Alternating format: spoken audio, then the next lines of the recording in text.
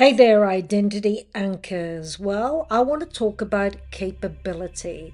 I quite often say to women, you need to have some affirmations that are about I am able, I'm capable, I am unstoppable. But the truth is that they often don't have the courage to make the change that they need to make. So I want to tell you, it only takes a little bit of courage to make a massive difference in your life's direction and your personal happiness.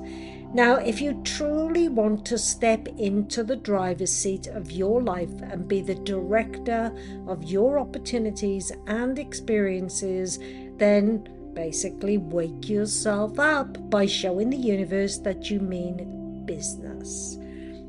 Now, when I go into cities, I wonder how the trees survive. I look around at the buildings and I look at the pollution and I basically think, poor trees.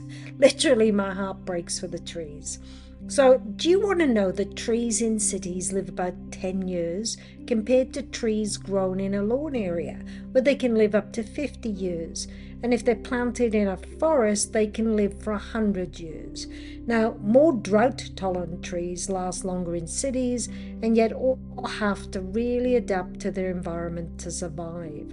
So, what they give in return is cleaner air, a calming effect, and protection from the sun, to name just a few things. Trees are remarkable.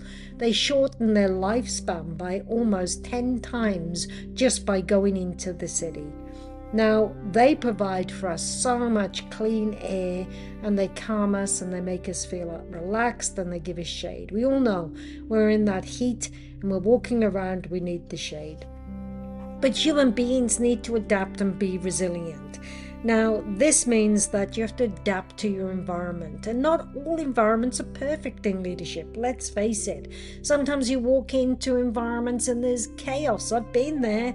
I've literally been there. I've been in organizations where I arrive as the CEO, no decisions have been made for eons, and then they expect me to make decisions immediately, and I have to adapt to that environment. But I can't make a mistake because it's a defining moment in leadership, and if I make a mistake then it'll catch up with me. So I've got to adapt and I've got to bring my genius to the table right from the beginning. Now, it's not easy to understand, right, why some people struggle to recover from difficult circumstances and why some people with the same circumstances turn their life around and accelerate their opportunities. Well, really it comes down to your personal responsibility for your success or your failure, for my success or my failure.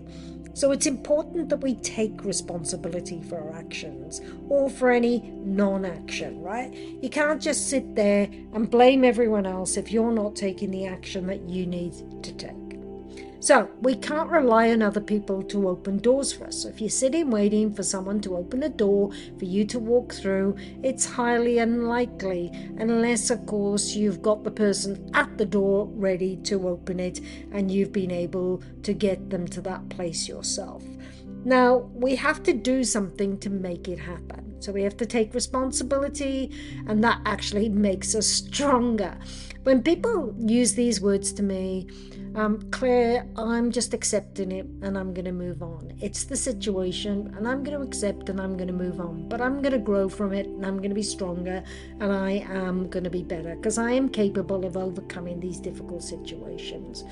You see, when you stop being reliant on other people or blaming circumstances or situations, what happens is quite remarkable.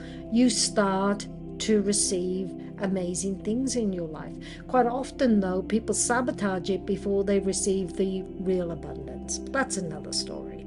You see, being resilient is about the daily practice. So when we make a deliberate decision to do something, we need to practice that decision until it becomes embedded in who we are. Practice makes perfect, literally. Now, this can be accomplished through positive affirmations, surrounding ourselves with positive people and events and opportunities. Now, accepting failure and learning from it is another key to building resilience, because when we do this, we build internal strength. Now, this helps us to overcome our fears So you got to be comfortable with the mantra of let's give it a go regardless of the outcome. Now, nothing is a problem, it's a challenge. It is a much better way of looking at things. So this mental toughness is another key to building resilience, right? And mental toughness is really about putting things where they need to be.